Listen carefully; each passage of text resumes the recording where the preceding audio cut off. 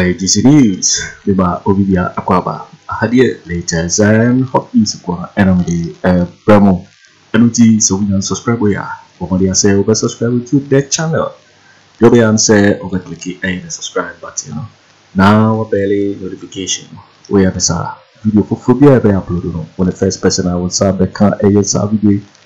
I feel we are now like video. Give us a thumbs up. Now, fee. Shema of a Frosuna will be here and I will and Sema and Koso and Wogana Bebo. I feel you share a year and Sema about the toy you also. Yeti a yes, I report ya about to get it is answering your question. Nyamuk Bakuya Yekan, Ubedu Ghana ha.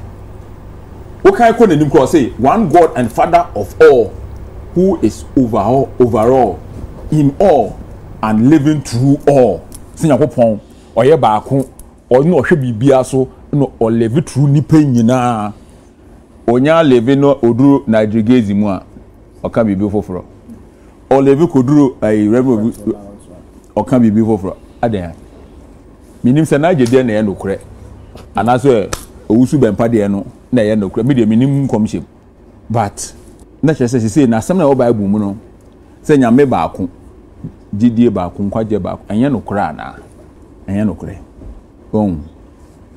na ne no krepa ne say Reverend Owusu Bempah me bra pa no me bra pani me penasem ba nyame na etua neka ai nyame etua neka wode e wo problem bibi ekoso bia nyame na etua neka sen we ase no kreba akope me problem we ase me fo atwede ma no wa ti ya na akohye atwede no tokuro no na mentume nkosoro Owusu Bempah me catch some crofo we omo ye. O catch. Ai. Me catch some crofo we omo ye. Odi no de me trans no lecture me. Abanye betumi ebu o man we ene MPP aban sa wo hwia so hwia omo che kakra bi pe say hey. Save you. Omo che ni. You fit apostle Opoku nya Sammy no kan so for Owusu Bempah tin no. I made them minim but me bra say nyo no pe na wa hye me bra me catch them say endi nkrofo we echi o catch them me say nkom me say nkom say nkrofo we omo yen papa cause bra nkrofo we so that be Kwame jai omo ye so wo hwe say ne ye his excellency Nana Adodankwa Akufo Addo ene MPP aban la no ka kanta back no enam pesa text na say onyankopon enu onyam adadi sabe na me share ne nkom we try say na we prophet nyame from na wugina ho we dey say afi na nkom share no ayede eba ka kire no nti nkom share no share no problem me say Mahama be president no enu de megidi kan nkom share no nkom de megidi on share no sa o share different one be megidi Buena. O she nkom se Mahama be president amegidi. Okay. Nti we dey wire dey wan say say ya. O ko she ba ku no she say no mbe ye president dan say anu na megidi. But on a more serious note no. Nyamesom de bia me kan wa ha. Eye vital in the development of oman bia. Eye nyamesom enye Kristosom me ye nyamesom ni Nye Kristo. Minye Kristo sumuni. Okay. Me ye nyame sumuni. Nyame sumuni chese o de me call Roma so de ma me ko ye ko kan nyame asem. Njo. O de me ko Methodist a. Me ko. Me hu ya so bi ese ne mu amaba so nyina ye pon a obi an ko wie obi ade. O de me ko mosque. Ye nyame asem ne ye ko kan wo ho. Me ko Quran recitation. Okay. Yeah, every year bia Banama nom ombe fa me konima ye ko Quran recitation ye kan Quran ni nyina me ko bi asema mo kan ho nyina ayade e beboa wankasa wa brabo saa so na wo de me ko ye traditional religion ye so chi bibie ya Kwame Nkrumah fra no enkan nyame na Ghana fo be ka se Kwame Nkrumah som kan nyame no se monko na monko som enkan nyame na ye nim no sanse sa enkan nyame no time na broni ba ha no be ka kire say owo papa bi wo soro ye frɛ no God no en na enkan nyame ye frɛ no Nyankopɔn na Bruni catcher and say, when him papa no or one maybe a friend angel and no more pie to your miss no so you will sell papa and the money or more higher from a bosom. Oh, and hence the Bruni ban or the Michael and Gabriel, but Oba and you want to go pony and to our. Oh, there's here, and hence on by a catch a more friend angel, your friend of bosom. Momoshi incense, yen ye gunsa. Almost Shadrach, Meshach, Abednego. You see a woman come or Sunni or Dapejan. Almost Samson, you were Sebu and Menfi. I didn't believe by any will be a hard that. It is all the Casa Yanko Yanko Goon, Sanya Mompire, Mianya Missumini, Yabako Hosso. Hosso me giddy. It in Yam Messum, a dear beer, a wound here, yan yet no crown or yet traditional religion goonsano, no cromphony ho. Uko you be there, say, you be place, ube. It's ye the cranen or so ye dang. Eboa but nia mu ye se mu ye ne saa na mu manya mesom aye very you can say you can say wotwi like nyame say ade no omo brenase yeah no cause enya akono se nyame som so anya akono mankofo ankwa so de mankutie ni asofo obeka ede enyoma bebre esi because semeni ola ebetumi nya asem na ya fania bible kan se wonu nya asem akono ho na munsiesia kana ye bo wo court no eso betwa semenko wi obi ade a police en mawiase enti nyame som se ewura obi no obi atie nyame asem a ebeboa enti ya so behu se asofo ni binum ya ade a emanyame som wo sa aban kura discussion nyame som but and then nyame som na aban aban discussion on better Rolls Royce no madem ebinum but I say yede nyame asem no yede tete enipa eboa very very good it is apostle kan no ojitum mejitum ni apostle kan no mejitum say yede ye adwuma apostle onu me feel no kosi cathedral na ma me gwa na kakra but bibia we be sisese ama ma san feel ni biem say sa prophecy we Kennedy wo ha emenya nkopon ema ade ne ya akono ni asofo ni binom ayomu nyina mimiti we mintumi nka say we die na oka na enokre we die na mintumi nka because minim ni ya enokre ni ya enokre mintumi nka say Niger die na ya enokre Owusu Bempah die no na enokre but omo anka say nyina ye de om nyina bomu a enti ya eti ekire na ye tie nyame baako gidie baako no ye say yamfa ne enwan yamfa ne enwan very confusing. Yep. As I say, Yankopon abeye a business venture. Wow. As a Yesu wo nankofo je jensawa. Oh. Yeah, nakwa say Yesu ewu nankofo de jensawa. You don't know what to do on YouTube. Hot news but all time. But nyame adwuma no ye nie no so ye be bom ye be show mu kwan. Hot news all time. And sabi Jimmy for nse dan ni wi ase sa. Oh, Jimmy for nse dan ni especially about to one. And can people for we are saying off. Say Jimmy for we are pass ah. No sense. Enka uko yes ah no one kan wo mu twa kwan 1 month to less ye say ye chiche sika ye say MPP for we are saying no. Krobi omo nipa 5 am say krono nipa 54 and a 2-man NDC. And now am say 3 and a 2-man MPP. 54 no to NDC ba ku we NDC nya 53 MPP nya 3 enya wona obechire obi ni obi asese obi ani bi obi ehwe obi ani made ohwehwe wo wi ase ente so obi say prophecy no enu na bema enkrofo me sure say ebe impact election nipa ne take decision we take it other nipa no say no obi ehwehwe ade bi wo wi ase enu no mo behwe ho no mo to aba this election ya yakwe ade ba kopa na mpese esi na emfa signal bi enko maami bi wo askwa ho no ye constituency ben askwa ya hifa NDC ni maami bi wo Kumasi ya askwa ho baby okay ho no ho ya askwa de askwa ya MPP onye na me pa say NDC ni PCB wo ho okay Ashtown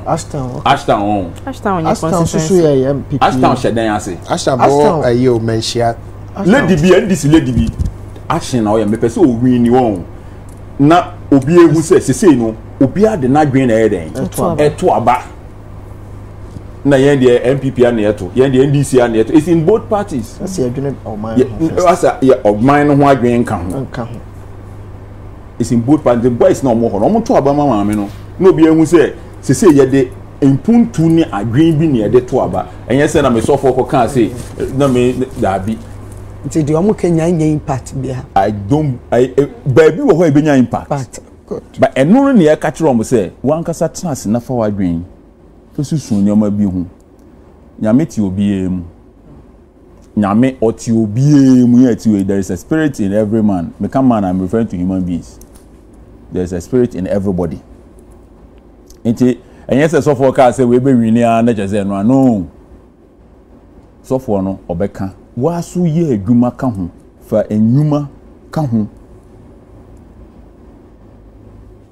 na nyankopon owo ho ono so nto ni nsupa enye dey engu ade na wo ye no so me eduro ba ko pe no metumi age wo wiase eduro ba ko pe eduro be ene ne ye de bobo se Messi eno so me ntumi nkoje se eduro na me san ko training me be gina park so anu ma shego because me di eduro me san so na ma chinko training but we just say eduro nko be san so on this note here ko enti nya papa pani no kan no o de aya futu ama asofo ni nyina nyame baako gidi baako friends yemfa enu ye adwan yakopon ye baako yakopon ntumi nkan asem tu say prophet ola say ye drew season mu say encomption ebo man no me da se na me shra obisa prophet asemi de na me de obekọ twa konkron ni ko on say nyame enye bibia sabi ebema ede enungu asebebra no enti obo no manyina wiye na ohun say edrum pempe so say oyi abusuako bi free nipadom no odi kan frɛ papa bi ana frɛ no Abraham and say out of ono no be any nations and not true ni din Abraham nyame na appointed no aside dum pempe so bi no say hia obi obekwa koyi ni mafri nkwasum ono ana appointed Moses say koye say adwuma man aside dum maybe so no so ope Israel for hanade ye pe hene na ya bre ni prophets na they no so okay say sana mo pe dia mema mo hene ni yi abrante bi se so no and I saw na sa be disappointed wo mo and no san esuma samo say abrante bi hwe nwan so gu nwura mu ho kofa no medi hene to ka che David say sama na ogu nwura mu ho hwe nwan no no ma fa o hene dada e free sam pempe so nwie no nyame hu say no edrum na say many pana yi o mo leaders a trooper check Bible he sees doing that job because the next seized. Okay. Because nani pana sa kwa accuse no. Ona di we mai and I go for him bre. So God sees doing that job. Eti na ye ka say e ben won say Nyankopon be yi nipa ba ko bi say oh we me na ma pointing so ma me di Ghana so. But there's a caveat. A true election time Empress and no more so this time I'm not here because no more man for you no sumase doso. Me and Feni agro. Soon no spiritual things. Spiritual things are. So won't hear say Tamana Daniel, ye man the prophecy o Jambum no, Jataboom no. After 21 days of fasting, impo the prince of Persia then also ne mo ayenim. Ama nyame abofo na ni ham so why? Because it was going to change a whole generation. It's in Yami some appointed time they was no this time was them stepping in. So one stepping in now, there are other spiritual forces that also come to play. Am I in agro? There are spiritual forces that will come to play and they will force a leader ebia nipa domni nyina akoma eni ho. It is a brand in Yami tisim. Sene osuma na bofo mo tisi Daniel Paibonu sabre no tisim. Ba ye nim se sabre mu ne wo dia. Ba passe nyame na beka se mayi empress o medi Ghana so no enemrim no ehu. En sheda nye possible. Ti dia so fofo ye no. Ufi se nyame nam omumu na ma omo. Me pese meka se nyanye nyame because me nim ne ekoso spiritually. Spiritually. Tama na Daniel bompa ye no. ana ne answer man no nim ne ekoso spiritually okay kopim say siwie ye ene ye che no say wenti na once na delay etiye ye nim ne ekoso spiritually okay ebi asofo ni bi wa ni ene nyame a chance no enoma say na ekoso eti I'm intervening by choosing this particular leader for you but enya asofo omano ye mienu nyame asofo ade omano ye mienu nyame nsesa na adwene Debbie. On few occasions, I just say it becomes so demanding. And Sana Bon say what's the Sana strategy, but no one says Sana because he knows the end results. It is a nyame to me in country say nipa bi, enti mi ni sofu bi, enti mi ni omanu su bi emu da. Nenya me krona saba be catch when you got close to the person we no. Also after the nipa no bedi.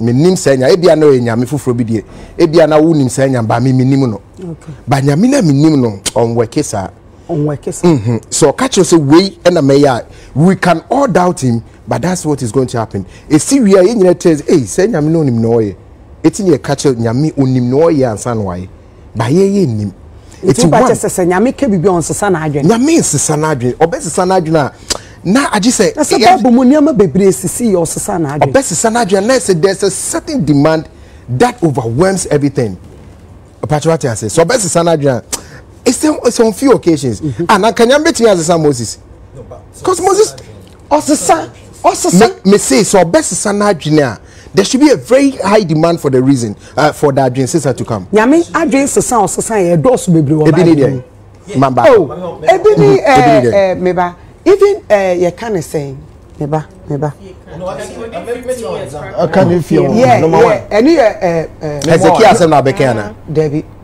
number one Ahab sama Ahab di bone bebre no na Yakopon so be punish osuma Elijah so kan say wo evil a we di o man we me punish Ahab bon pai no Yakopon sesa na adwen say onye ne hwe okọ book of Numbers some Israelites no nyame yom fi Egypt omo di abobom se wo ne ya bre komodien den nyame so obe cast obe se omo nyina Moses intervene mai Yakopon esa na adwen Jonah time okọ Nineveh ho no ye ka se okọ akose ho thank you or intervene nyame sa na adwen Hezekiah ye ka se wan kwa akose ho nyame na na ekose ho ena Jonah intervene omo se omo adwen ena Yakopon esa na adwen Hezekiah it's nyame okọ esa na adwen wait osesa na adwen it's the obesesa na adwen a uti asem na America na so obesesa na adwen there's a high demand for it but there must be a reason how would you know there must be a reason to change it the mind one there I said and no ina wo bon pan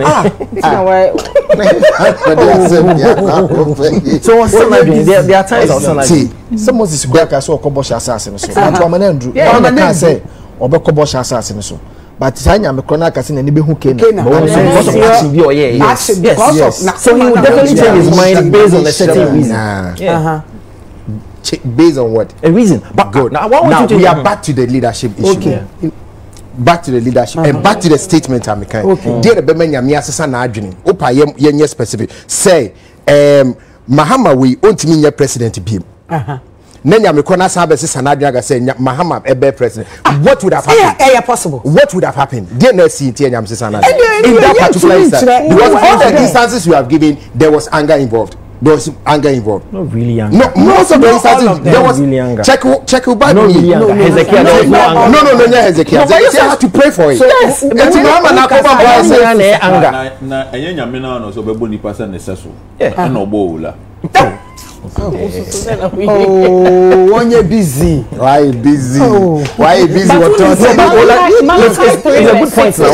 Yes, God doesn't change his mind. In the book of Malachi, chapter 3, verse 6, it says, God doesn't change his mind.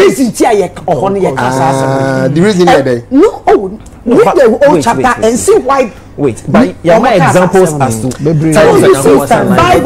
Bible. When you read Bible, now read the Bible, let's try. We make mistake. say Peter ka bibia e wo reason ti e ma ne kan but who kire me say nyame is first who can also nyame is na dwene but so be sesa na dwene e wo see a demanding reason for that and I was wunji ni say in this particular instance no me nyi ni say nyankopon asesa na dwene instance ben when man now say me nyi ni say nyame be ka che odifo say Mahama 8 minute president bi mu da no ya can enye once even more than twice Mahama minute president bi mu da we na dwuma na nyame kroya sa ko difo yo asa ko kan say Mahama be president hona me dey kon say na nyame be ne ye kan ho asemi okay but what did me on baby am free ba nyame be ne ye kan ho asemi because just 2 years ago and then nyame na sans flipping na dreams is here I flipping 1 second go bet me flip it and then nyame be na mo kan ho asemi because nyame na me nim no on flipping na dream anyhow ola bisa nyame bibia o de time bi to ka kire ho say ewade e bia fi we ade we na me hwehwe na bia time na ndru na bia 2-3 days ade na si e bi si da wo abrabo say me manya me timelines of you see what they are making nonsense. Okay, so let me put this. Bisa be free obi ho. Let me put the obi ho. Now we expect to say nipa be Friday. Now we free nipa no so niama mu nkoye but Tuesday be ma. Na bia wasa from Monday say beje bi si da wo nipa. Etino they make ya. They make am a person me this year say. Nyankopon enyi leaders unless there is an underlying problem.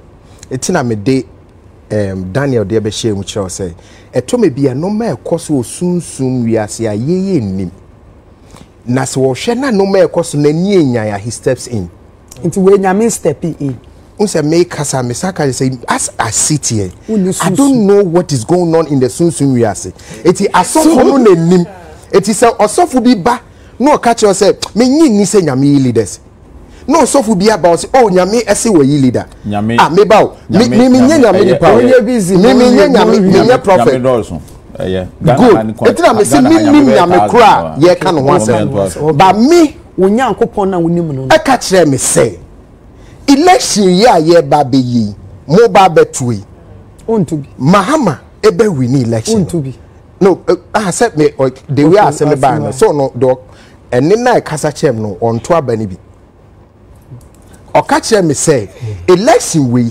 am maka no need that some months ago say election we Mahama be win election and was say opposition your friend saying party net is no vision like you kasa ti that be me ola me meet you Itina me sure when you busy obe distract obe try maso be shi o se Mahama ebe win election we na wan fancy hwa wo se wo win election wi a na so be ye shi obe bre sana na make kire tobo na me say bre ben ya and I say by the close of 2027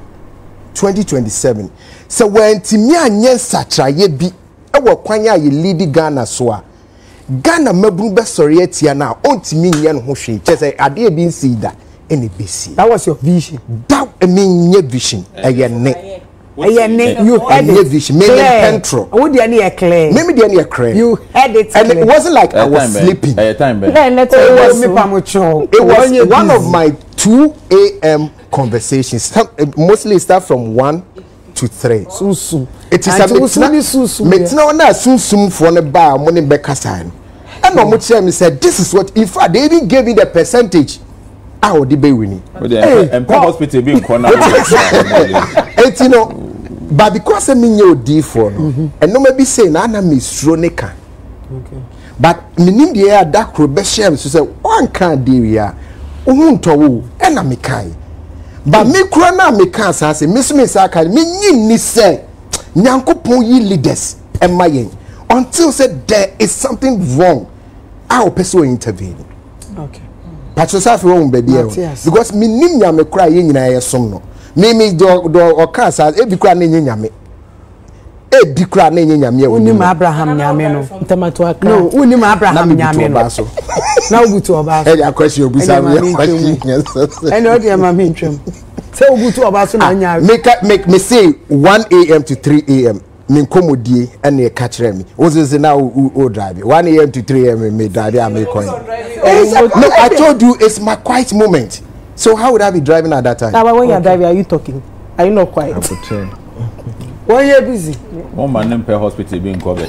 Family kwa salam. The Etienne said, Mekai, Corinthians chapter 12, verse number 8 to 10. There are 8 gifts of the Spirit. Okay.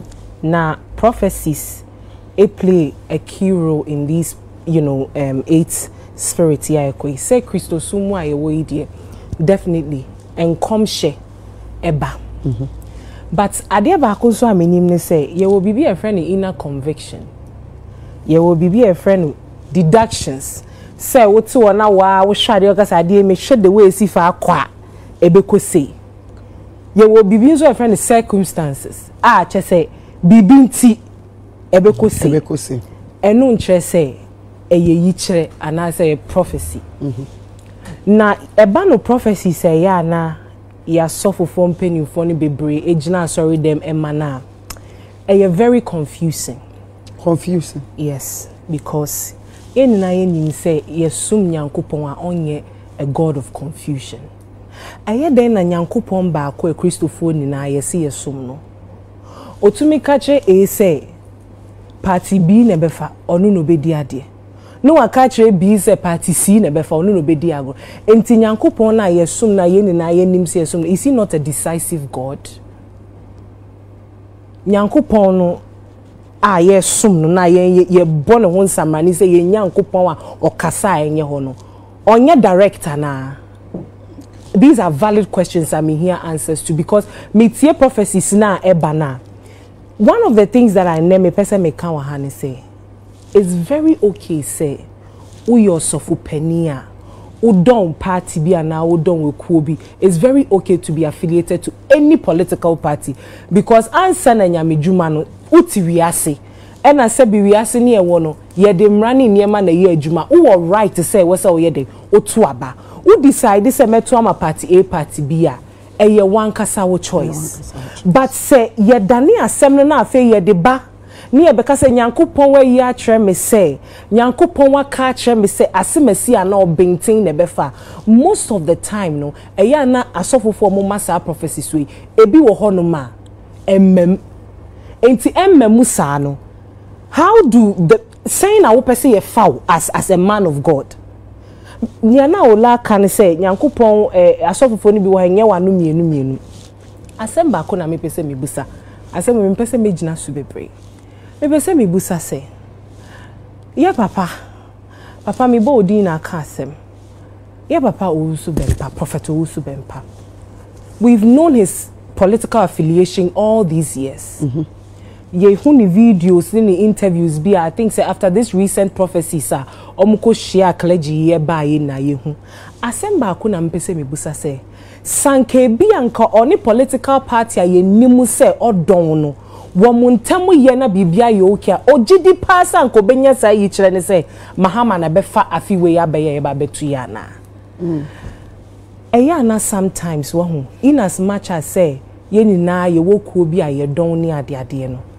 Let us not make it too obvious. Say because of certain reasons in tinia you can't say but yes Anna, who as a person no you lose your integrity as a person. Okay. Ayana money ye ding say ye convincing Crawford say mumra yesum na money yembesum. Because how do you serve a God that is saying this today, tomorrow he's saying this? He can tell you this today, that this person is winning. He can tell you that this person will never sit on the seat. And then he can tell you that, oh, this person is now coming. It's too confusing. And you know, ebeya, yenyai asori mano wanka so make your decisions. Because one of the things I've realized, they say, when prophets make such declarations, because say, over the years, enkrofo omo kwa sorry ana enkrofo a womu di enkrofo a womu hold you in high esteem omo ka asema omo faninti no prophet enya kantino psychologically no wo kwakoto aba na wonim baby a wo do aba ne ko because oh me papa ka say eye saint no wonim say na ekọ.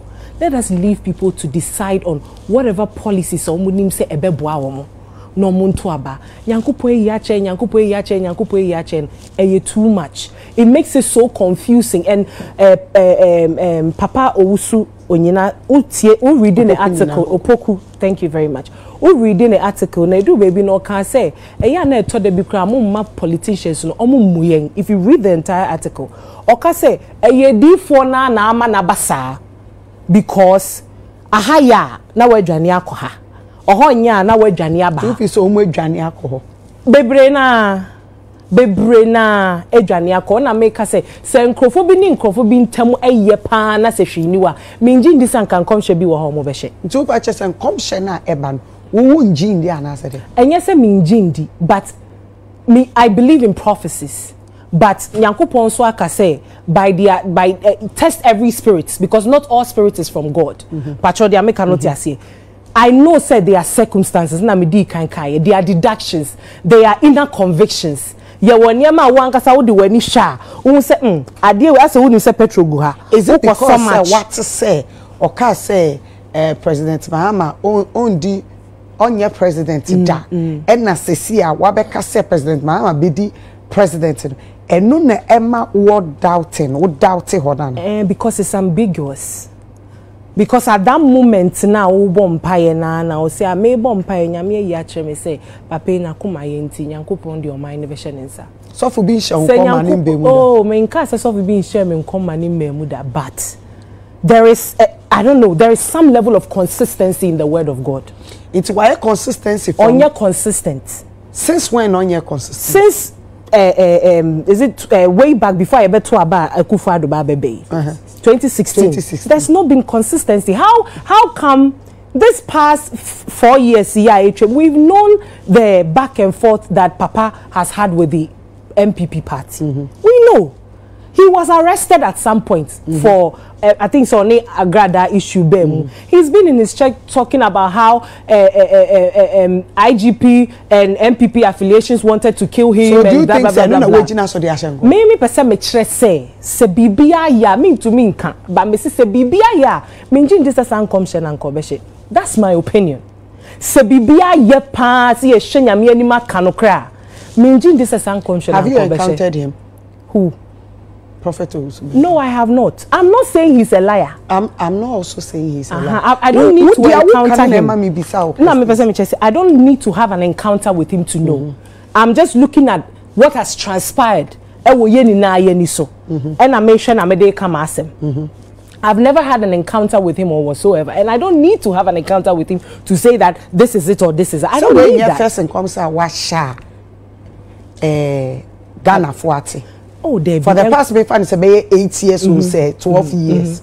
Or shem kombia na ebem ana ebibem but ebimem bebre na mem nya abotre me MC na baba ye twa me wodie ebibem pacho na make cannot say aha me kai mra thank you very much salient point I do fi abrochi ba sorry Sabio chief imam konshe ba ye ya ye ka say chief imam ba be who say who said ya nuanom Muslims for no. You see what happened? Why is it that no prophet has been able to talk about chief imam again? You see, that's why I love Muslims, because ye Christopher no ya nyama bi wo ha we just leave it, and then I mean who they say ye ne san a good Christo so hu fin ama man for fire serious dan nazigama analysis be of one of the religions are losing for day in day out, and it's Christianity. Media mestre says san come shene nyankupo yi a cheme na mampani we ne be wini na say onipa na wini a then now you come and explain, then you are giving oh yes sir you am for serious me patro da make not say oh yes sir na to aso ebedu baby no. These same politicians that you are saying that this and this, they will not respect you. So, ufwa apostle, 100%. They should stop. Of course, Empress. Se nyankopon ene yi president a anka yen westi national resources. I mean, you president. What do I patron? I mean, we have statement. Yen wasting national resources and printed ballot papers and kofani nipa kun ewuni ade na yen wasting sasika we na yen koto santenesi koto abaw an yankopon na yi leader.